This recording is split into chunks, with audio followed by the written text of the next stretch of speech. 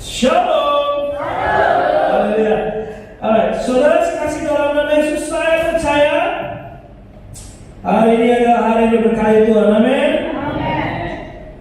Amin. Siapa yang percaya bahwa hari ini saudara mendapat sesuatu yang luar biasa dari Tuhan? Amin.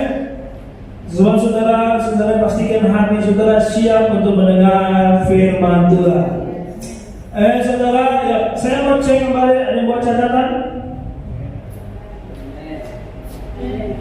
Alright, saudara, saya akan selalu ingatkan kalau saudara datang beribadah, pastikan saudara buat catatan, karena kita akan mendengarkan sesuatu yang luar biasa dari Tuhan dan kita belajar lebih dalam. Kalau saudara ke sekolah tidak bawa catatan, biasanya guru saudara akan mengeluarkan atau menghukum saudara. Tapi puji Tuhan saudara tidak akan begitu pada pagi ini. Dan saya ingatkan saudara kalau saudara pulang nanti, dalam perjalanan pulang, saudara menemukan pada banyak Indomaret, ada banyak warung-warung mereka menjual buku dan pulpen. Dan saudara juga di rumah mungkin ada pulpen dan buku yang tidak dipakai, saudara bawa minggu depan. Amin. Di new normal ini kita harus lebih banyak belajar. Kita harus mengembangkan kapasitas kita. Kita harus mengembangkan knowledge kita. Kita harus semakin bijaksana, semakin pintar. Dan firman Tuhan adalah sumber dari segala pengetahuan. Amin. Oke, kita akan masuk dalam khotbah kita hari ini kita masih dalam episode new normal. Oke, saudara, saya percaya saudara, yang hadir minggu lalu, saya percaya saudara masih mengingat khotbah saya yang berbicara mengenai doa orang benar. Doa orang benar itu katanya besar kuasanya, bukan besar ngomongnya, tapi besar kuasanya. Dan besar kuasanya itu ada 3 poin yang saya bagikan kemarin. Apa di sana saudara? Yang pertama akan menyelamatkan yang sakit. Yang kedua membangkitkan, membangunkan yang lemah. Yang ketiga apa? Biasanya dalam dunia. Saudara, selama setahun ini bahkan seterusnya ibadah kita akan seperti sekolah. So kita akan belajar. Saya pastikan saudara mengingat supaya saudara tidak lupa apa janji Tuhan, apa kebenaran Tuhan. Karena hari ini kita belajar, karena kita mengingat janji Tuhan, karena kita mengingat kebenaran Tuhan, maka kita dimenangkan. Hari ini kita belajar karena kita mengetahui apa yang Tuhan janjikan dalam hidup kita. Itu akan membuat kita selamat. Itu akan membuat kita kuat. Sebabnya saudara pastikan membawa catatan. Amin. Nah, hari ini kita belajar dari Yosafat. Seperti saya janjikan kemarin, kita belajar dari Yosafat yang oleh karena dia mengetahui janji Tuhan, dia mengetahui kebenaran firman Tuhan, maka dia diselamatkan dari masalah yang sangat besar. Hari ini mungkin kita mengalami masalah yang besar. Ada masalah pandemi virus corona, ada masalah keuangan, ada masalah ekonomi, ada masalah ketakutan segala macam. Yang sekolah sekarang nggak jelas kapan masuk, kapan enggak. So ada banyak masalah. Tapi kalau kita mengetahui kebenaran firman Tuhan ini, maka kita akan dibebaskan. Amin. Kemarin kita baca dalam 2 Tarik 20 ayat 1 sampai 4. 2 Tarik 20 ayat 1 sampai 4. Saya minta salah satu orang bisa tolong saya untuk baca 2 Tarik 20 ayat 1 sampai 4. 2 Tawarik 20 ayat 1 sampai 4. Setelah itu Bani Moab dan Bani Ammon datang berperang melawan Yosafat bersama-sama sepasukan orang Meunim. Datanglah orang memberitahukan Yosafat suatu laskar yang besar datang dari seberang laut asing dari Edom menyerang tuanku. Sekarang mereka di Hazezon Tamar yang En-Gedi. Yosafat menjadi takut lalu mengambil keputusan untuk mencari Tuhan. Ia menyerukan kepada seluruh Yehuda supaya berpuasa, dan Yehuda berkumpul untuk meminta pertolongan daripada Tuhan. Mereka datang dari semua kota di Yehuda untuk mencari Tuhan. Amen. Nah saudara, saya mau kasih tahu latar belakang dari cerita ini. Nah pada saat ini Yosafat dia adalah seorang raja, di mana dia raja bangsa Yehuda atau suku Yehuda. Nah pada saat ini bangsa Israel sudah terpecah jadi dua. Jadi ada Israel Selatan, ada Israel Utara, dan Yosafat memimpin Yehuda. So jumlah mereka sekarang kecil. Jumlah mereka kecil, bukan keseluruhan bangsa Israel. Nah, dalam jumlah kecil ini, dalam kapasitas yang kecil, dalam kemampuan yang kecil, tiba-tiba ada bangsa Bani Amon, Bani Moab, dan pasukan Meunim itu datang untuk menyerang bangsa Yehuda. Saudara, ini sama seperti saudara mungkin saat kelompok kecil, atau kita mungkin saudara orang yang memiliki kemampuan terbatas. Dengan situasi kita sekarang ini, kemampuan kita terbatas, keuangan kita terbatas, ilmu kita terbatas, tapi tiba-tiba ada virus corona, ada masalah ekonomi, ada gejolak-gejolak yang lain, datang lagi masalah yang lain seperti berkesinambungan, dan itu di luar kemampuan kita. Kita tidak mampu untuk mengatasi pandemi ini, kita tidak mampu untuk mengatasi permasalahan ekonomi ini. So ini di luar batas kita. Dan ini yang dialami oleh Yosafat, dan dia sangat takut karena di ayat ini dikatakan Yosafat menjadi takut. Saudara, saya mau katakan menjadi takut itu bukan dosa, bukan saudara apa, tapi ketika kita tenggelam dalam ketakutan, tunduk dalam ketakutan, itu yang membuat kita menjadi jatuh dalam dosa. Ketakutan itu hal yang wajar sebagai kita manusia, right? Tapi yang kita pelajari dari Yosafat adalah ketika Yosafat menjadi takut, ada satu keputusan yang tepat yang dia lakukan. Apa itu? Mencari Tuhan. Amin. Saudara, kemarin kita berbicara mengenai orang benar.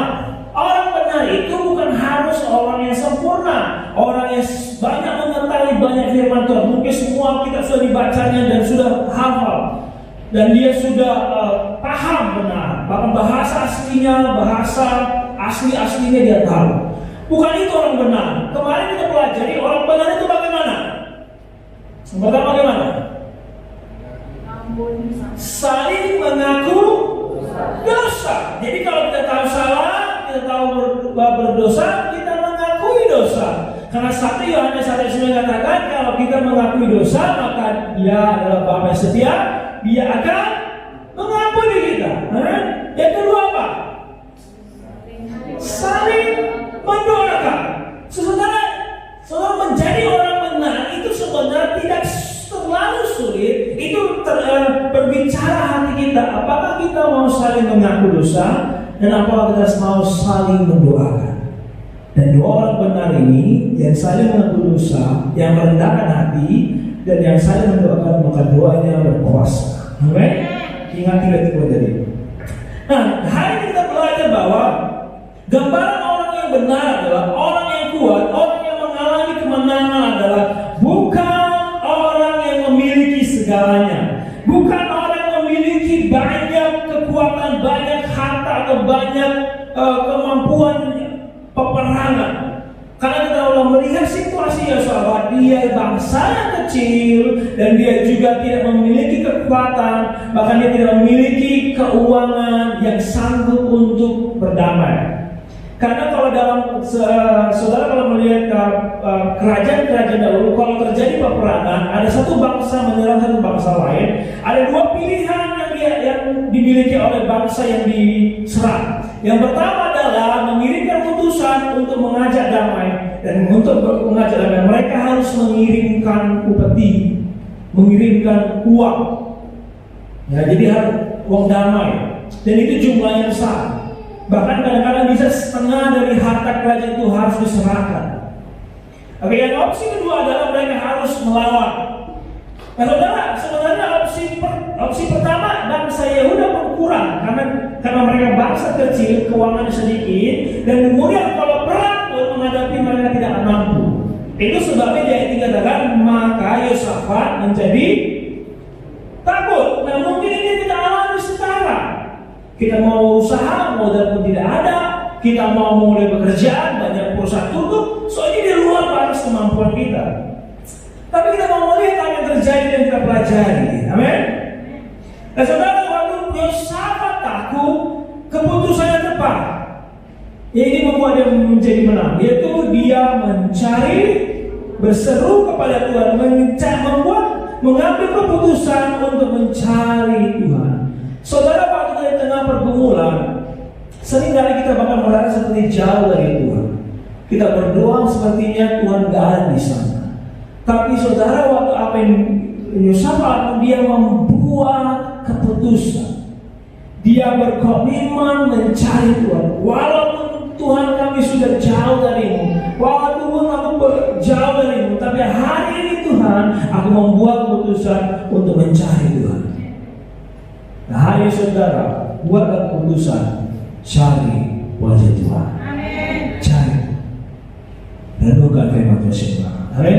Nah, saudara, waktu Yosafat mencari Tuhan, maka dia mengalami kemenangan. Alright?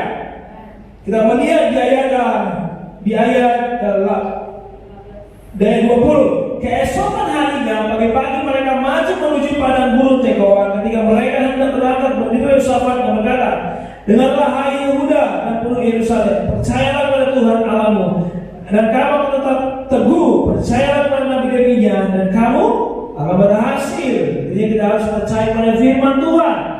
Setelah ia berunding dengan rakyat, dia mengangkat orang-orang yang menyanyi nyanyian untuk Tuhan dan memuji Tuhan dalam pakaian kudus yang semalam pada waktu mereka keluar dari muka orang bersenjata, sama berkata, nyanyikanlah nyanyian syukur bagi Tuhan, bahwasanya untuk selama-lamanya kasih setianya. Ketika mereka mulai bersorak-sorai dan menyanyikan pujian, dibuat Tuhanlah penghadangan terhadap Bani Amon dan Moab dan orang-orang dari pegunungan Seir yang hendak menyerang Yehuda, sehingga mereka terpukul kalah. Jadi Tuhan membuat penghadangan.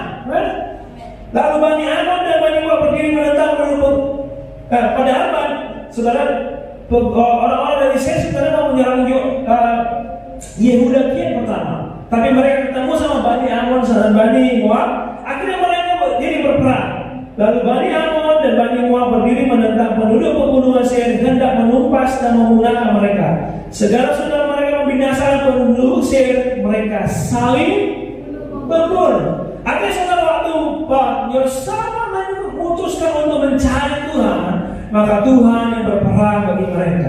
Karena dikatakan saudara, untuk melihat lagi di ayat 16, besok haruslah kamu turun menyerang mereka. Mereka akan mendaki pendakian Sis, dan kamu akan mendapati mereka di ujung lembah di muka padang gurun Yeruel. Dalam peperangan ini tidak usah kamu bertempur. Amin. Coba saudara bayangkan seorang raja menghadapi pertempuran dan saudara berdoa. Dan Tuhan menjawab, oke, aku dengar doamu, tapi sekarang kamu gak usah bertempur. Saudara, sering dari saudara jawaban Tuhan itu nggak masuk logika kita. Makanya tadi kita baca di ayat seterusnya, apa yang dilakukan Yosafat? Yosafat memilih orang-orang untuk memuji, menyanyikan Tuhan dan menyanyikan pujian, bahwasanya untuk selama-lamanya kasih setianya. Amin. Saudara, ingat, dan akhirnya musuhnya saling membunuh. Artinya gini saudara, masalah saudara akan Tuhan selesai. Saudara tidak perlu pusing, saudara tidak perlu stres, saudara tidak perlu susah payah, karena Tuhan yang akan menyelesaikan. Amin. Saudara mau mengalami itu? Siapa yang mau mengalami? Enak kan? Tapi saudara, sebenarnya saya nggak mau menekankan ini, karena ini adalah hasil. Tapi saya mau saudara apa proses yang Yosafat lakukan. Mari kita kembali lagi. Nah, waktu yang 3, waktu dia mencari Tuhan. Saudara, waktu mencari Tuhan, kemudian dia berseru-seru kepada Tuhan. Dan tadi kita baca saudara, Tuhan memimpin Yosafat. Di ayat 16 tadi saudara, saya bilang gini, besok haruslah kamu turun menyerang mereka mendaki pendakian Ziz, dan kamu mendapati mereka di Jordan. Saudara, kalau perhatikan ini, Tuhan sangat detail memberikan arahan. Amin. Tuhan sangat detail memberikan arahan. Itu soalnya sangat penting bagi kita untuk mendengarkan suara Tuhan. Setiap kita masing-masing sangat penting mendengarkan suara Tuhan. It is important for us to listen His voice. Sangat penting. Saudara, seringkali begini, kita meminta kepada Tuhan, minta kepada pendeta atau hamba Tuhan, Pak doakan, dan minta Tuhan menjawab. Dan kita berharap Tuhan akan berbicara melalui pendeta dan akan menyampaikan kepada kita. Ya, Tuhan akan menyampaikan, tapi Tuhan akan menyampaikan gambaran bersama. Endingnya saja, happy endingnya saja dikasih tahu. Biasanya seperti itu. Tuhan tidak akan dikasih secara detail. Kalaupun Tuhan kasih secara detail, ada maksud tertentu Tuhan. Tapi Tuhan mau berbicara langsung kepada kita dan secara detail. Tahap demi tahap. Nah, saudara, kalau Yosafat hanya sampai di sini, besok haruslah kamu menyerang mereka mendaki pendakian Ziz. Nah, kalau sampai saja hanya itu didengarkan oleh Yosafat, maka dia tidak akan melangkah sesuai dengan cara Tuhan. Dan dia akan kehilangan umat. Dia akan kalah karena dia tidak mendengarkan tahap-tahapan yang Tuhan membawa. Itu sangat penting. Amin. Jadi saudara, waktu mencari Tuhan, kita mencari bukan hanya sekedar Tuhan, tolong aku Tuhan, tolong masalah ini, tapi kita harus meminta petunjuk Tuhan. Amin. Apa yang harus lakukan? Nah, saudara, waktu dia membuat keputusan mencari Tuhan, di ayat 3, ia menyerukan kepada seluruh Yehuda supaya berpuasa, dan Yehuda berkumpul untuk meminta pertolongan daripada Tuhan. Mereka datang dari semua kota di Yehuda untuk mencari Tuhan. Lalu Yosafat berdiri di tengah-tengah jemaah Yehuda dan Yerusalem di rumah Tuhan, di muka pelataran yang baru, dan berkata, nah ini yang perhatikan saudara, ini yang dilakukan oleh Yosafat. Dia berkata, ya Tuhan Allah nenek moyang kami, bukankah Engkau Allah yang di dalam surga? Bukankah Engkau memerintah atas segenap kerajaan bangsa? Kuasa dan perkasaan ada dalam tangan-Mu, sehingga tidak ada orang yang dapat bertahan melawan Engkau. Bukankah Engkau Allah kami yang menghalau penduduk tanah ini dari depan umat-Mu Israel, dan memberikannya kepada keturunan Abraham sahabat-Mu itu untuk selama-lamanya. Lalu mereka mendiami tanah itu dan mendirikan bagimu tempat kudus untuk nama-Mu. Kata mereka, bila malapetaka menimpa kami, yakni pedang, penghukuman, penyakit sampar atau kelaparan, kami yang berdiri di muka rumah ini di hadapan-Mu karena nama-Mu tinggal dalam rumah ini, dan kami akan berseru kepada-Mu di dalam kesesakan kami sampai Engkau mendengar dan menyelamatkan. Saudara, apa yang dilakukan Yosafat adalah dia mendeklarasikan, dia menyatakan apa janji Tuhan kepada bangsa Israel. Perhatikan saudara, dikatakan, bukankah Engkau Allah kami yang menghalau penduduk tanah ini dari umat-Mu Israel, dan memberikannya kepada keturunan Abraham sahabat-Mu itu untuk selama-lamanya. Saudara, kalau Yosafat tidak mengingat janji Tuhan, tidak mengetahui apa perjanjian Tuhan dalam hidupnya, dalam hidup bangsa Israel, maka dia tidak akan bisa membuat keputusan untuk mencari Tuhan. Saudara, ini sangat penting bagi kita untuk mengetahui janji Tuhan dalam hidup kita, karena itu yang akan membuat kita kuat, memampukan kita untuk membuat keputusan di dalam Tuhan.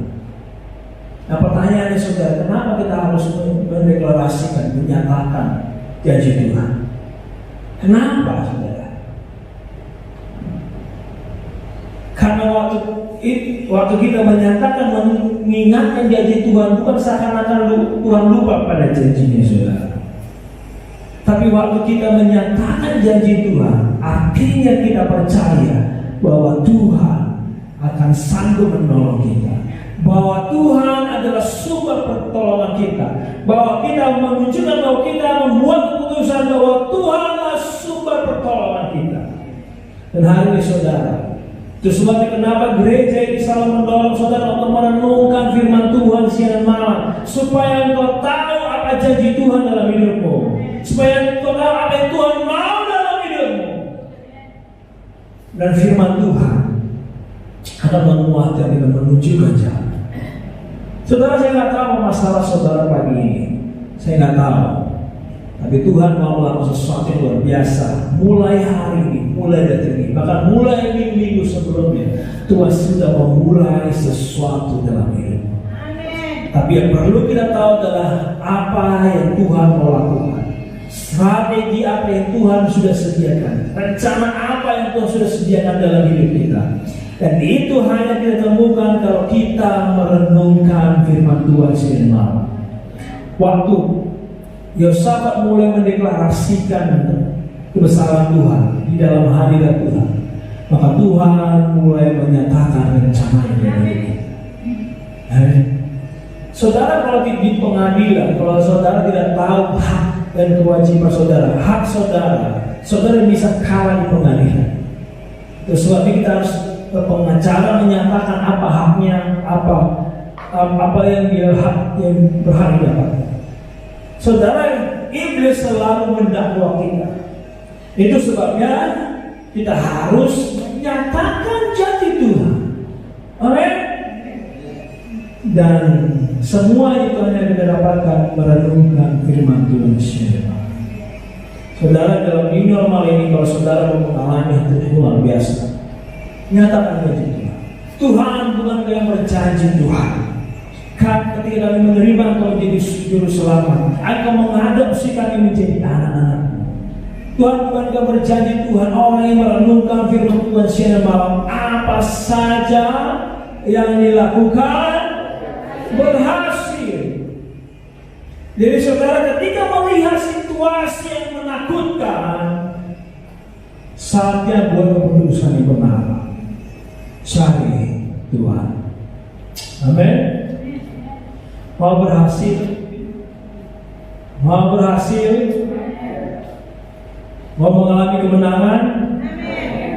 Ini janji Tuhan pada pagi ini. Tuhan akan menolong kita. Di ayat 19 tadi.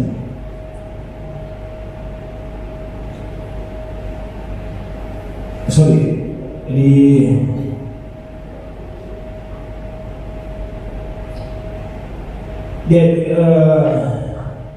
ayat 22, ketika mereka mulai bersorak-sorai dan menyanyikan nyanyian pujian, ketika mereka bersorak-sorai, ketika mereka mulai menyembah Tuhan, barulah Tuhan